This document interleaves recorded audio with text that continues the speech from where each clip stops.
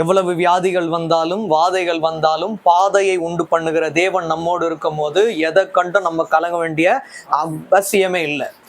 நம்ம நேரடியாக தேவனுடைய வார்த்தைக்குள்ள போகலாம். வெறும் இந்த 10-15 நிமிஷத்துக்குள்ள முடிச்சிடுறேன்.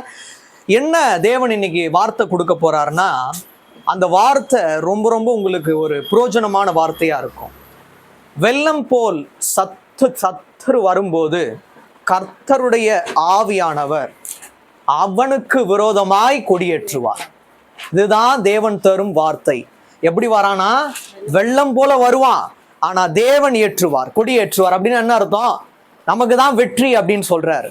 ஒரு சில காரியங்கள் மட்டும் நம்ம பார்த்துட்டு நம்ம முடிக்கலாம். எடுத்து வாசிங்க. ஏசாயா 59:19. சூரியன் அஸ்தமிக்கும் திசை தொடங்கி கர்த்தரின் நாமத்துக்கும் சூரியன் உதிக்கும் திசை தொடங்கி அவருடைய மகிமைக்கும் பயப்படுவார்கள். இப்போ நம்ம சங்கீத பகுதியை நம்ம தியானித்தோம். இதுல இந்த வார்த்தை இருக்கும் பாருங்க, அந்த மகிமை அப்படின்ற வார்த்தை இருக்கும். இதுலயும் அந்த வார்த்தை இருக்கு பாருங்க. அவருடைய மகிமை தான் நம்மை தாங்கி கொண்டு வருகிறது. அவருடைய மகிமைக்கு நம்ம பயந்திருப்பது மிகவும் முக்கியமானது. அப்படியே வாசிங்க. வெள்ளம் போல் சத்துரு வரும்போது கர்த்தருடைய ஆவியானவர் அவனுக்கு விரோதமாய் கொடியேற்றுவார். விசுவாசிக்கிற மாத்திரம் கையில வருது. வெள்ளம் போலதான் வருவான், கொஞ்சம் துளிய போலலாம் வரமாட்டான். ஒரு துளிய போல வந்தா அது நம்மளுக்கு காயமா இருக்காது. வெள்ளம் போல நீர் வரும்போது தான் காயமா இருக்கும். அது போலதான் வருவான். அப்படி வரும்போது தேவன் கொடி ஏற்றுவார். என்ன கொடி? தோல்விக்கான கொடி அல்ல. தோல்வினா கொடி ஏற்றப்படாது, இறக்கப்படும்.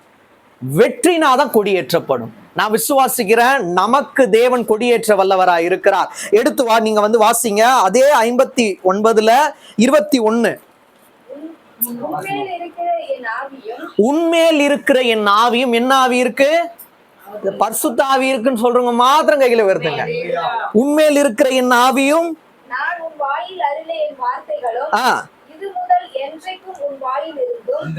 என்றென்றைக்கும்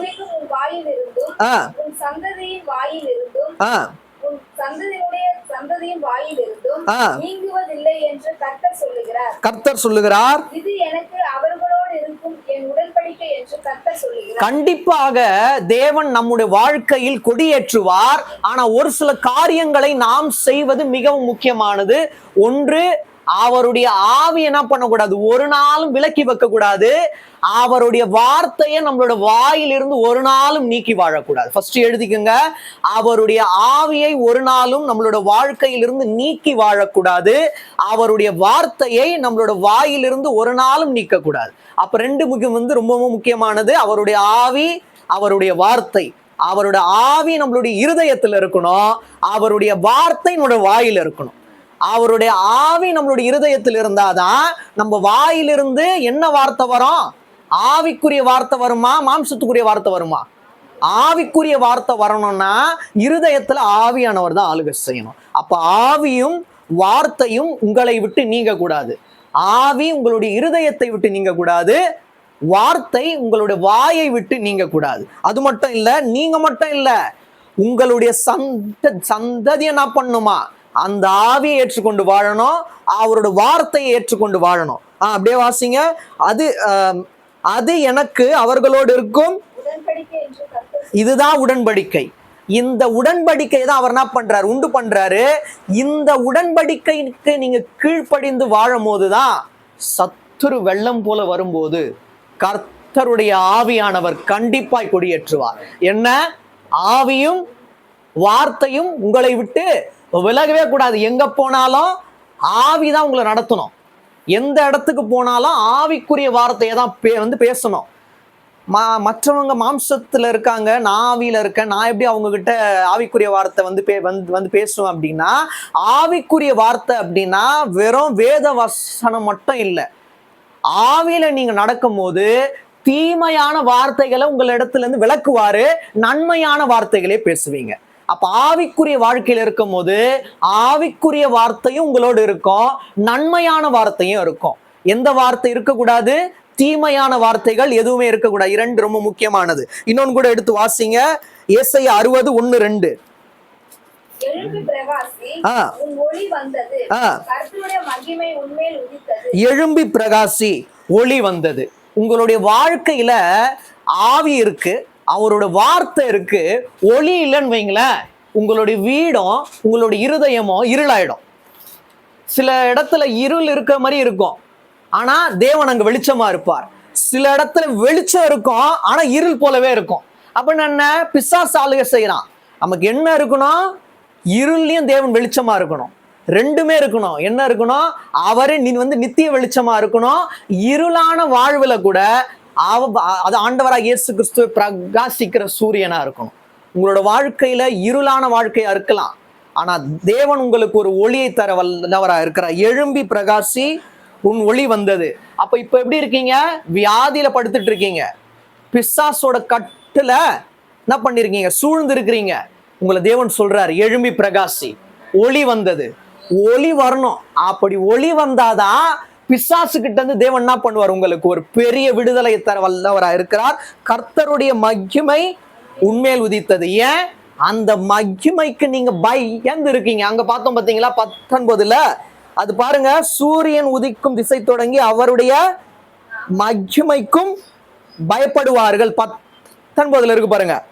அப்பொழுது சூரியன் அஸ்தமிக்கும் திசை தொடங்கி, கர்த்தரின் நாமத்துக்கும் சூரியன் உதிக்கும் திசை. அப்படின்னு என்ன அர்த்தம், காலையில இருந்து சாயந்திரம் வரைக்கும் தேவனுடைய மகிமைக்கென்று நீங்கள் பயந்து இருக்கும் போது, 61ல இருக்கு பாருங்க, கர்த்தருடைய மகிமை உண்மையில் உதித்தது. அப்படின்னு என்ன அர்த்தம், காலையில இருந்து மாலை வரை தேவன் தான், தேவனுடைய மகிமை தான் அப்படின்னு சொல்லிட்டு, அந்த மகிமைக்கு நீங்கள் பயந்து இருக்கும் போது அவருடைய மகிமை உங்கள் மேல் உதிக்கும். அப்பதான் எழும்பி பிரகாசி, ஒளி வந்தது. என்ன ஒளி வரணும், ஆண்டவராகிய இயேசு கிறிஸ்துவின் நித்திய ஒளி வரணும். 2 வாசிங்க. இதோ இருள் பூமியையும் காரிருள் ஜனங்களையும் மூடும். ஆனாலும் உன்மேல் கர்த்தர் உதிப்பார். விசுவாசிக்கிற மாத்திரம் கைகளை உயர்த்துங்க. காரிருள் யார மூடுமா, ஜனங்களை மூடும். ஆனாலும் அப்பனா என்ன அர்த்தம், நம்ம ஜனங்கள் இல்லையான்னு கேட்டா நம்ம ஜனங்கள் தான், ஆனா தேவனுடைய ஜனங்கள். ரெண்டுக்கும் வித்தியாசம் இருக்கு. ஜனங்களின் மேல் காரிருள், யாரு, பிசாசோட ஜனங்களின் மேல் காரிருள் உதிக்கும். இப்போ ஏதோ குறிப்பிட்ட காலகட்டத்துக்கு இருக்கிற மாதிரியான ஒளி அவங்க கிட்ட இருக்கலாம், ஆனா அதை நித்திய இருளா தேவன் மாற்றுவாரு. உங்களுக்கு கொஞ்ச காலகட்டத்துக்கு இருக்கிற இருள் இருக்கலாம், அதை நித்திய வெளிச்சமாய் மாற்றுவார். இத பாருங்க, இதோ இருள் பூமியையும் எதை மூடுமா, இருள் பூமியை கூட மூடும், காரிருள் ஜனங்களை மூடும்.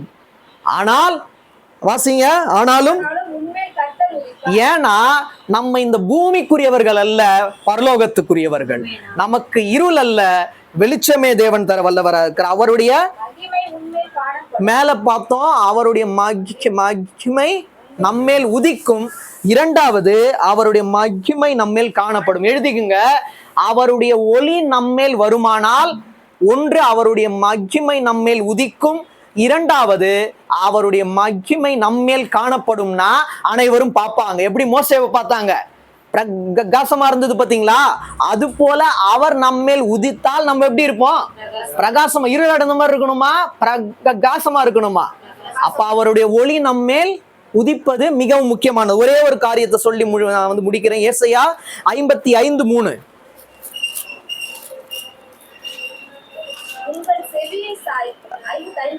ஆமா ஆமா, அதுதான் வாசிங்க.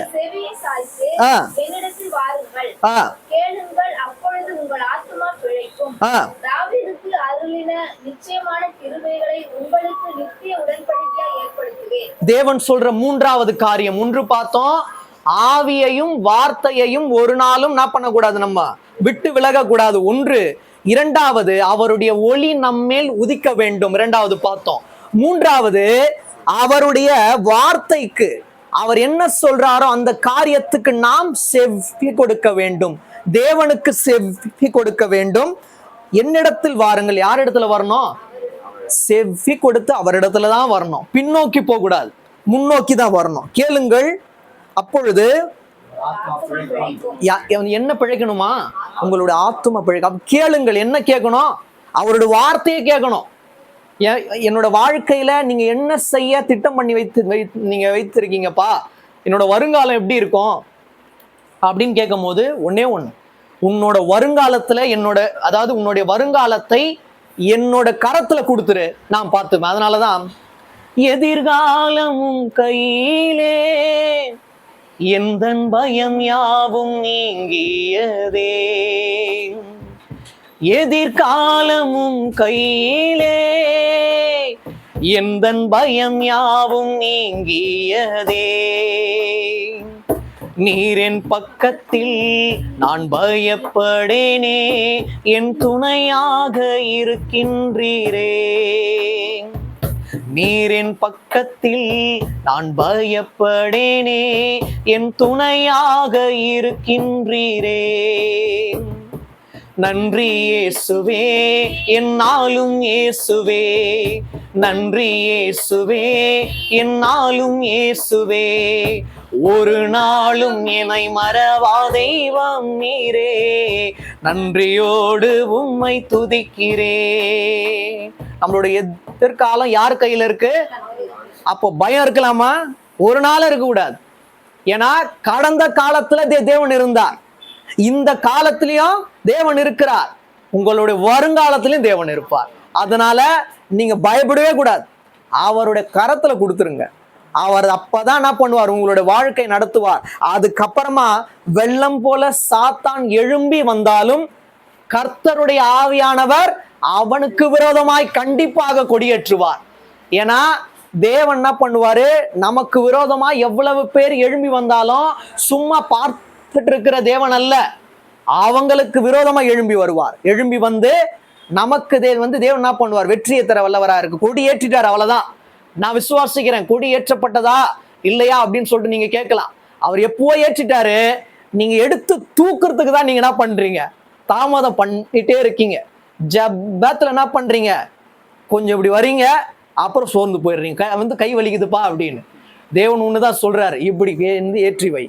ஏன்னா தேவன் தான் ஏற்ற போகிறார். அவர் ஏற்றி வச்சுட்டாருன்னா நம்ம கீழே இருக்கக்கூடாது. இப்ப கை வலிக்குது அப்படின்றதுக்காக கீழே இருக்கக்கூடாது. அவர் ஏற்றி வைத்தது போலதான் இருக்கும். வெள்ளம் போலதான் வருவான். ஆனா தேவன் நம்மளுடைய இருதயத்துல இருப்பார், நம்மளுடைய அருகில் இருப்பார். அவர் கண்டிப்பா கொடியேற்றுவார். அப்படியே வாசிங்க கீழே, கேளுங்கள். அப்பொழுது உங்கள் ஆத்துமா பிழைக்கும். தாவீதுக்கு அருளின நிச்சயமான கிருபைகளை உங்களுக்கு நித்திய உடன்படிக்கையாக ஏற்படுத்தும். இன்று தேவன் இறுதியாக சொல்ற வார்த்தை, தாவீதுக்கு அருளின நிச்சயமான கிருபைகளை இததான் தேவன் ஏற்படுத்துவார். என்ன ஏற்படுத்துவார்?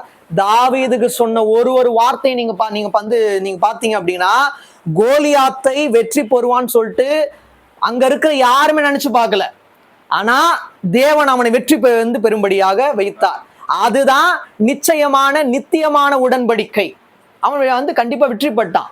சவுல் பாத்தீங்கன்னா அவனை கொல்லணும்னு சொல்லிட்டு திட்டம் போடுறான். ஆனாலும் தேவன் என்ன பண்றாரு? சவுலோட கையில இருந்து தாவீதை என்ன பண்றாரு? தப்பு வித்து விடுதலை ஆக்குறாரு.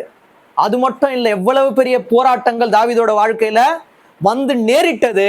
ஆனா தேவன் அவனுடைய வாழ்க்கையில கொடியேற்றினார்.